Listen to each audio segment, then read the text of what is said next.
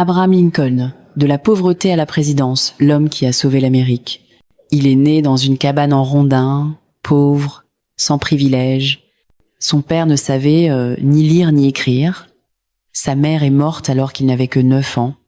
Rien ne prédestinait Abraham Lincoln à devenir un jour président des États-Unis. Il était grand, maigre, mal habillé et souvent moqué pour son apparence. Mais derrière ce regard triste se cachait une force intérieure inébranlable. Il a échoué dans les affaires. Il a perdu plusieurs élections.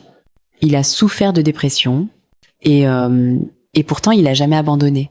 En 1860, contre toute attente, il devient le 6e président des États-Unis. Mais son mandat commence dans un pays au bord de l'explosion. Une guerre civile éclate. L'Amérique est déchirée entre le Nord et le Sud. Et au cœur de cette crise, l'esclavage. Lincoln fait un choix courageux. Il signe la proclamation d'émancipation qui déclare libres les esclaves dans les États rebelles. Il savait que ce geste pouvait lui coûter sa vie, mais il croyait en la justice plus qu'en sa propre sécurité. Il déclara un jour « Ceux qui niaient la liberté aux autres ne la méritent pas eux-mêmes. » Grâce à lui, l'union est sauvée. L'Amérique reste unie. Et des millions d'hommes, de femmes et d'enfants voient enfin la lumière de la liberté. Mais le prix à payer fut lourd. Le 14 avril 1865, alors qu'il assiste à une pièce de théâtre, Abraham Lincoln est assassiné d'une balle dans la tête. Il meurt le lendemain, à 56 ans.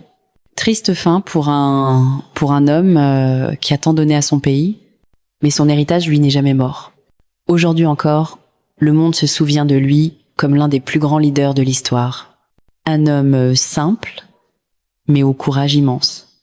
Abraham Lincoln, c'est la preuve vivante que, peu importe d'où tu viens, ce qui compte, c'est où tu veux aller.